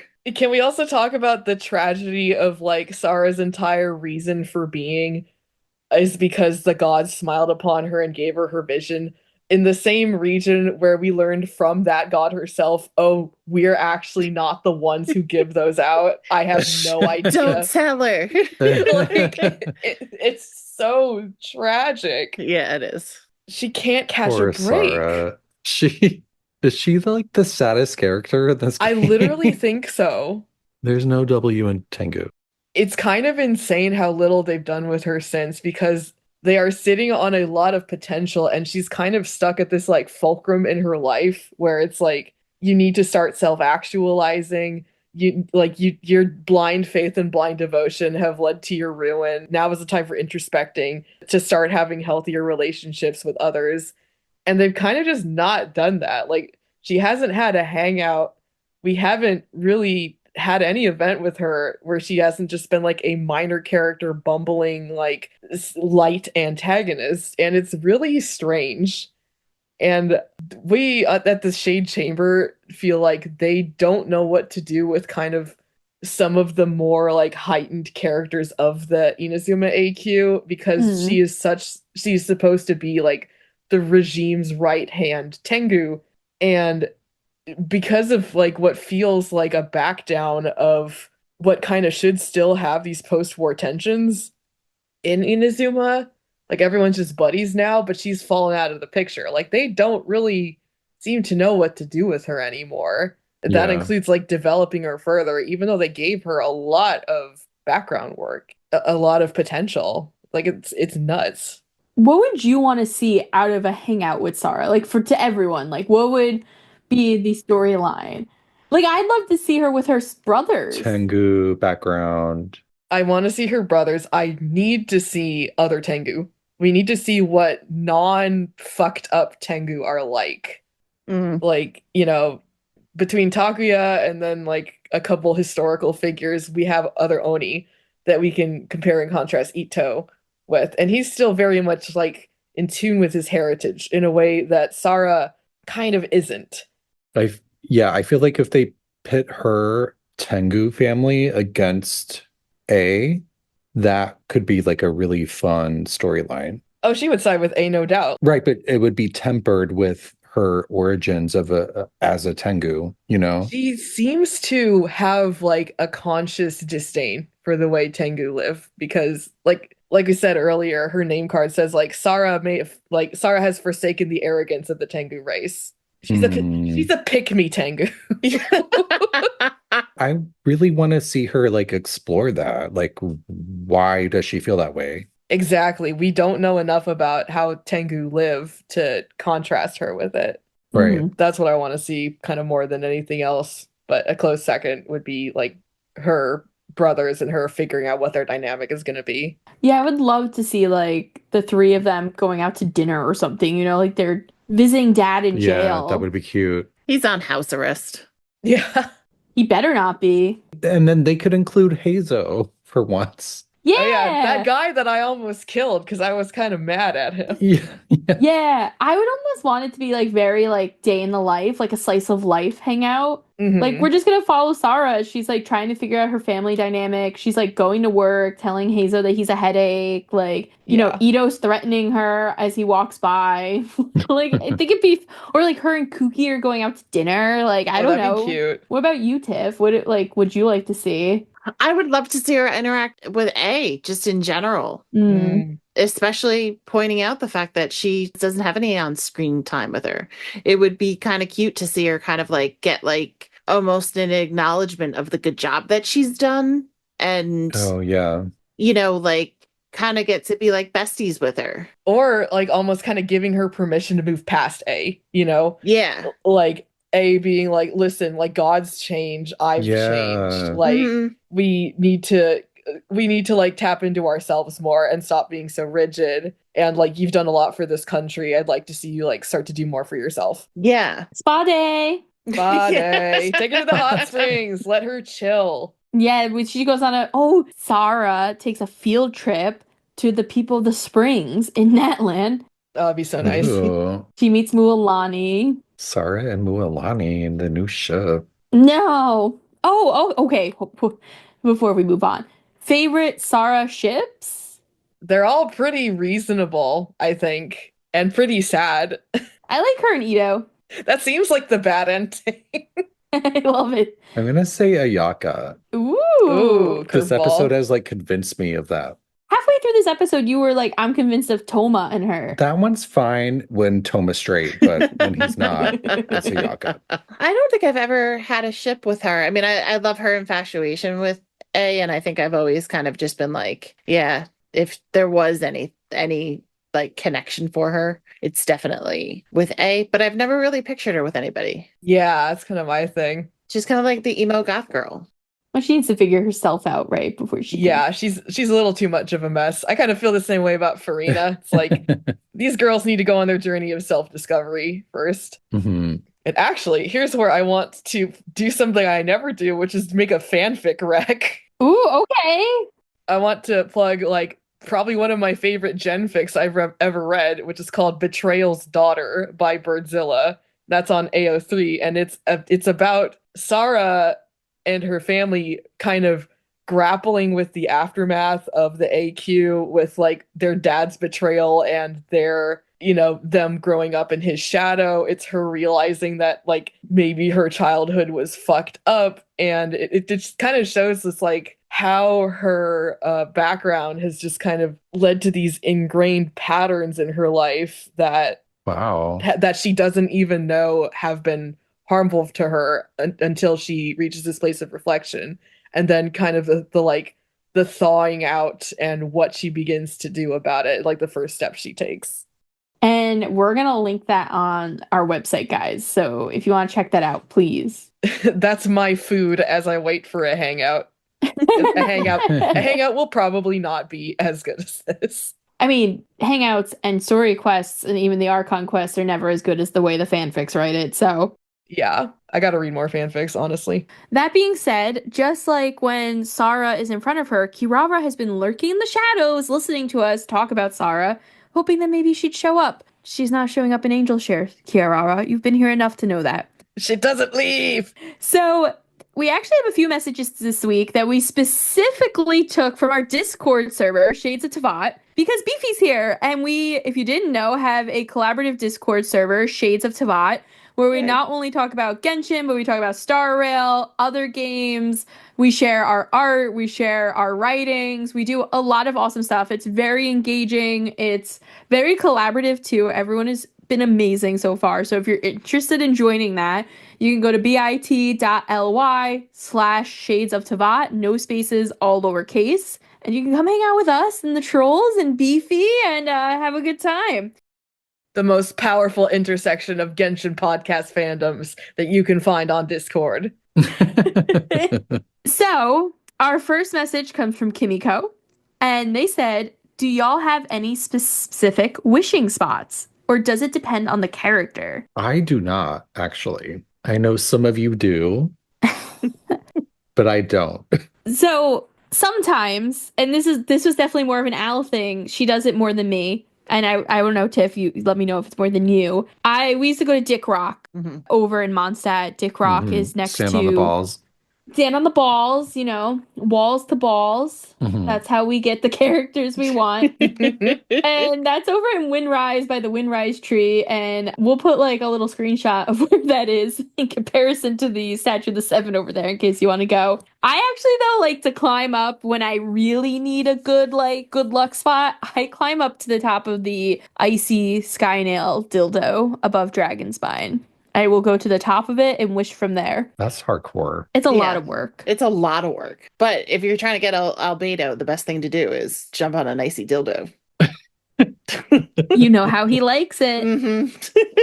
Don't say we never teach you anything here. You know, I would go to Dick Rock sometime. I used to do that a lot more. I probably go to the place where the character's from. So, like, when I was wishing for Jalonin, I went and stood, like, on one of the Rocky Mountains. So it's almost like I go where they are. It's like they have a shorter distance to get to me. I used to always put my character back home on Amakan Island in Inazuma because it's my favorite place in the world. So I used to always wish there. But I don't do that anymore because making those waypoints is annoying and I hate that they go away every 5 days. Please, please, please make a permanent waypoint for me. just this way I can go home. Because, like, what's my girl to do? She's just standing out in the random places. What about you, Beefy? Any special wishing spots? I wish like an animal. I wish anytime, any place in the middle of the street, just like in a corner. I'm just like Middle of running the around. I'm street. doing commissions. I'll drop and I'll wish. I am unprincipled. I am feral. I cannot be contained. It's embarrassing. Same. When I planned out my teapot, I even built a wishing spot in it that I've literally never used because I'm not going to wait for a loading screen. I'm just going to like just halt and wish. But what I like to do is I'll equip a character that's like tangentially related to kind of try to the other character in, right? like, oh, this is like your friend, or this is like your girlfriend. Like, So if you were wishing for A constellations, yeah, I you put on would do Yai Sara. or Sara, or like maybe Stand by the Dongo cart. I don't know. That's too much thought though. All right. Well, thank you, Kimiko, for your message. Our next message comes from MJ, and they said, what's your favorite food to make and or use? Or alternatively, which characters do you like to use to make food? When I found out using Ayato can sometimes make sus versions of food, the only thing I thought was, oh, poor Toma, and then proceeded to make a bunch of sus versions of the recipes. When I first realized that Ayato did that, I made a whole bunch of sus foods, and then I realized it was giving me shittier stats. Oh my god, really? I was like, oh no, it's actually not good. Yeah, it'll be like the picture itself would be kind of gray, but then like say you get like 12% like attack bonus, like you'll get 9 when it's a sus one. Right. And I didn't realize that at first. Poor Toma, my sweet husband. That boy suffers, man. He does. He's a trooper. I forgot the name of mine and I have to turn on and look because it's an annoying name and it's new. I don't remember it. Is it the Saurian cookies? It's not the Saurian cookies. It's the other one that really annoyed the crap out of Brandon. What do they even do? Oh no, is it like goop or something? Gwyneth Paltrow is not in the game. What are you talking about? She's gold. Oh my No. Oh, I don't want it. That goop is alive. God. Oh my god, it's just Jacob. Not Jacob. Who's the goop? Which one's the goop in the Nuts and Crits? It's Carl. Carl. Yeah, poor Carl. God. Carl the glob. You can go see Carl's pile of goop. No, stop. Like, you literally can go see him. No. Go hang out with him.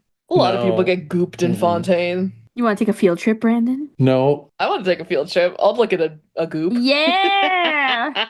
I'll do my little Stand By Me trip to see a corpse. Goop. Goop. Oh my god, that totally would be it. Can it be a corpse if it's just goo? I mean, it's still his essence. No. Yeah, it counts. Did that make it worse? Calling the Yes. the yes. goo his essence? His essence, yes.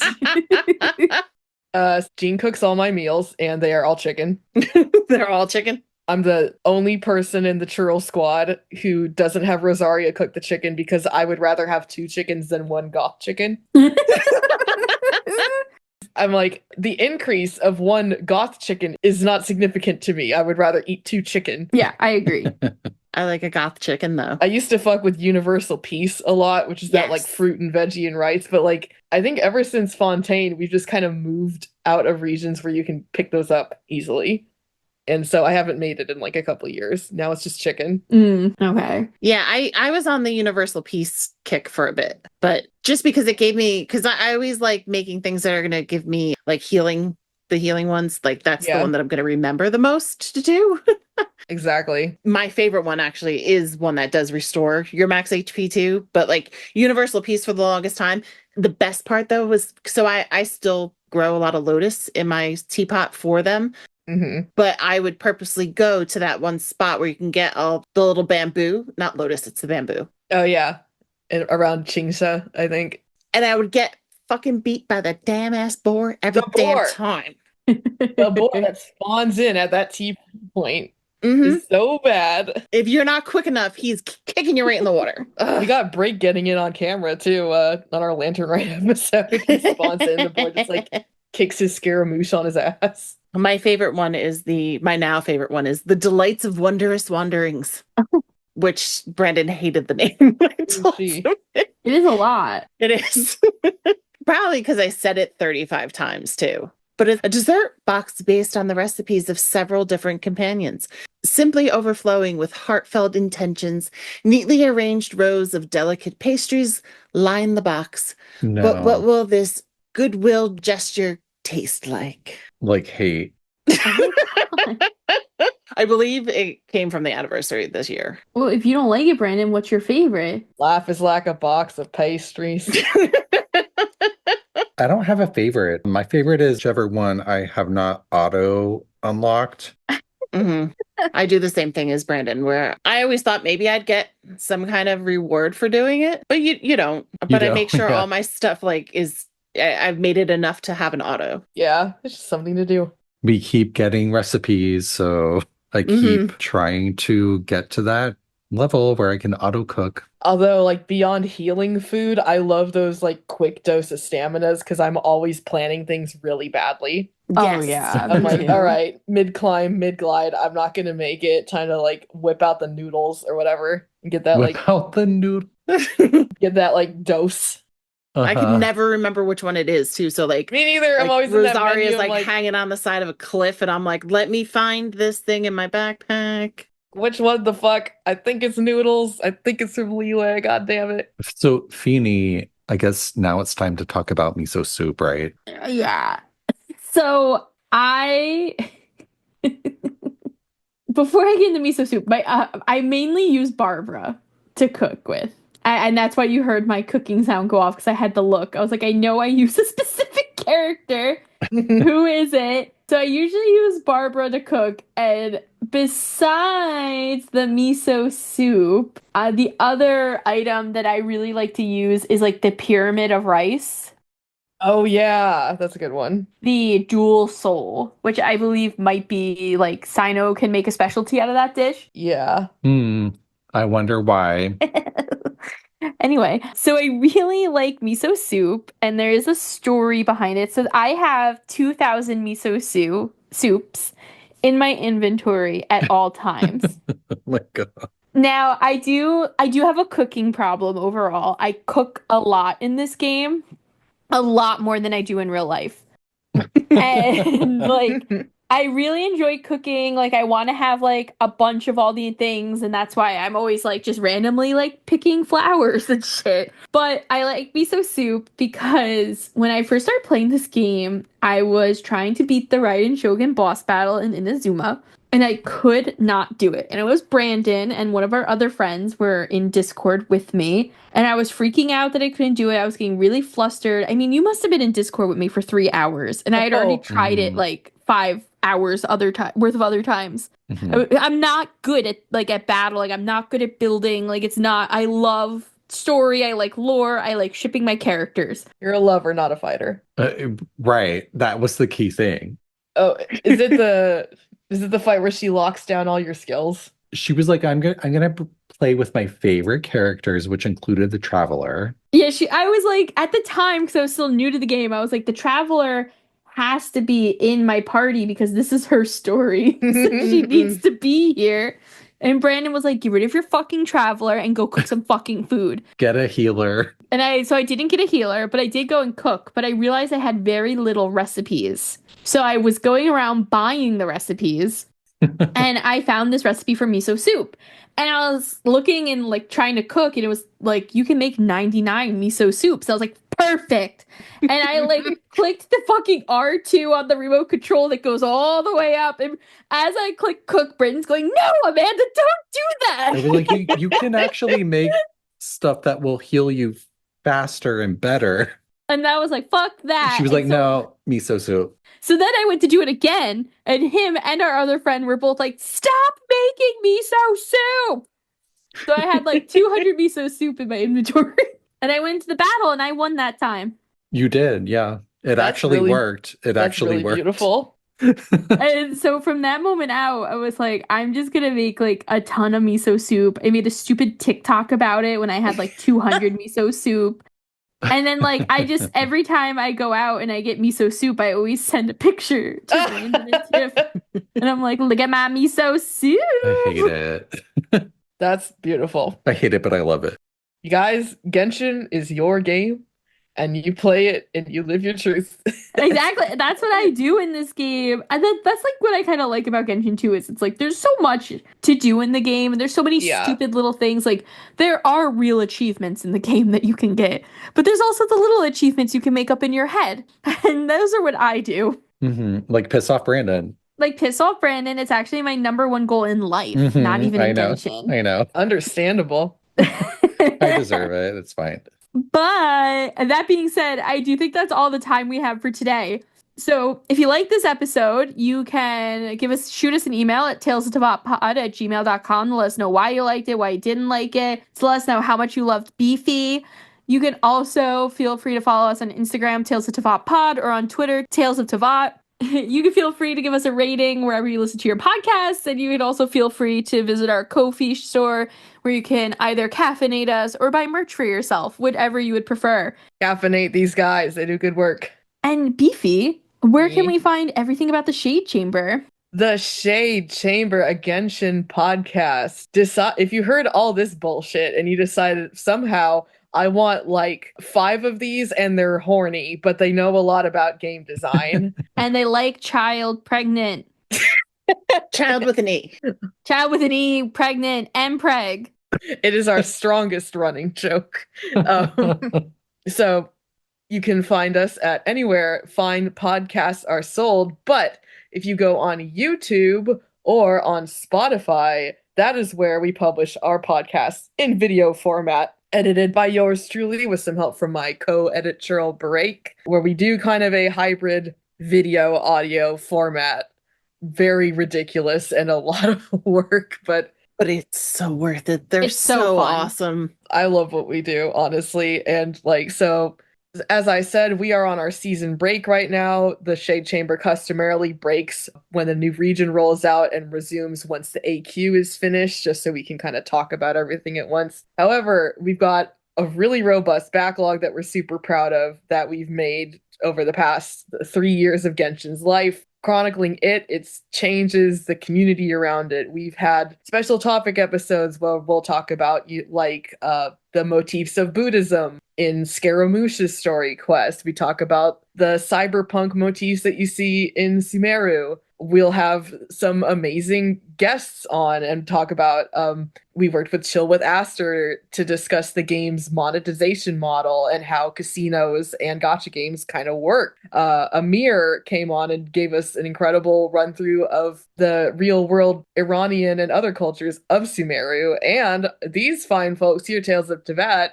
teamed up with us to talk about the Fontaine Archon quest. It was so fun. So Genshin's just really an interesting springboard to talk about a lot of things and enjoy some of the tangents and analyses that the churls provide as we take a look at what's going on in this crazy, weird game. So we will resume after the AQ is back, although hopefully I will have a mini standalone single topic video / episode coming within the next couple weeks. Ooh.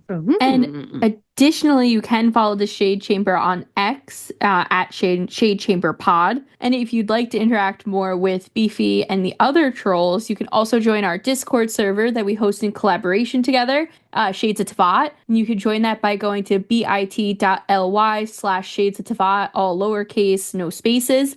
It is an 18 and plus server, so, check your ID before coming in. In case you forgot how old you are. Yeah, I mean, if you're old enough to go into Angel Share, you're definitely good, because I think the drinking age at Angel Share is 18. So make sure you double check it. And unlike Angel Share, we won't kick you out when you've had too much. Yeah, but we will kick you out if you're a baby. So don't come in. Thank you for coming back to Inazuma with us and taking the somewhat rickety ride here with Beidou. Next week, we are going to be divulging into the best topic of the season. Ay. We will be talking about the hero of Sumeru who was struck by lightning and not acknowledged when we talk about Forest Watcher Tignari. So definitely make sure to come over, listen to me gush and say how he does not get enough creds. Even though he's like in every event. No, he's not. Anyway. I want to know how many people for 2 minutes were like, I thought you already did an Beidou episode. Yeah, I know I was. Listen, we're going to get deep into that again soon too. Don't worry. Yeah, Albedo will be coming up during the Tainari episode. Oh, yeah. And during some other episodes coming up this season, too. So don't worry. He's always with me. It's time to learn about Dendro Albedo Woo! Yeah. and his very cool little daughter and cringe husband. And his family. Until then, travelers, safe journeys. We'll see you next time. Bye, Illuminati nerds. Aw, little Charlies. Thanks for coming, and I'll see you